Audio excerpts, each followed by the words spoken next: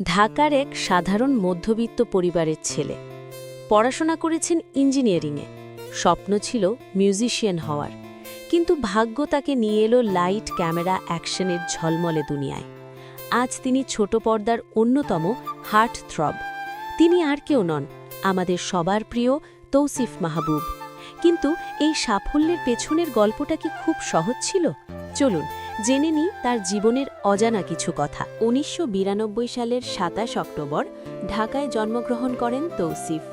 মধ্যবিত্ত পরিবারের আর ১০টা ছেলের মতোই তার বেড়ে ওঠা। পড়াশোনায় ছিলেন বেশ মেধাবী। ইঞ্জিনিয়ারিং পড়ার জন্য ভর্তি হন আমেরিকান ইন্টারন্যাশনাল ইউনিভার্সিটি বাংলাদেশ অর্থাৎ AIUB-তে। তবে তৌসিফের আসল ঝোঁক ছিল সঙ্গীতে। তিনি ছিলেন একটি ব্যান্ডের বেস গিটারিস্ট। তখন কি তিনি জানতেন যে গিটারের তার ছেড়ে একদিন তাকে ক্যামেরার সামনে দাঁড়াতে হবে? তৌসিফের মিডিয়া যাত্রা শুরু হয় অনেকটা হুট করেই। ২০১৩ সালে আদনান আল রাজীবের পরিচালিত টেলিফিল্ম অল টাইম দৌড়ের উপরের মাধ্যমে তার ছোট পর্দায় অভিষেক ঘটে। প্রথম কাজ দিয়েই তিনি দর্শকদের নজর কাড়েন।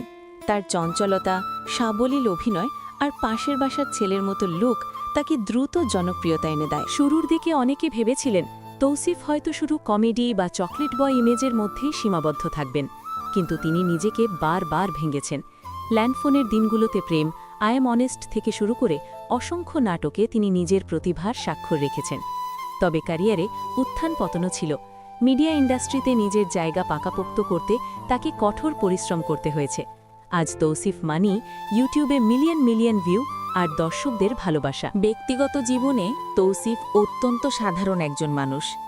২০১৮ সালে তিনি বিয়ে করেন জান্নাতুল ফেরদৌস জারাকে।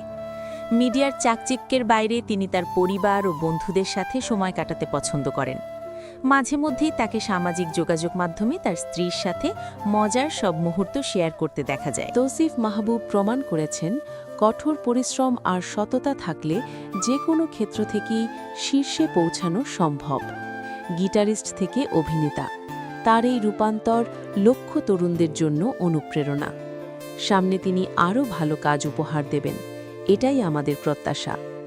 তৌসিফ মাহবুবের কোন নাটকটি আপনার সবচেয়ে প্রিয় কমেন্ট করে আমাদের জানান।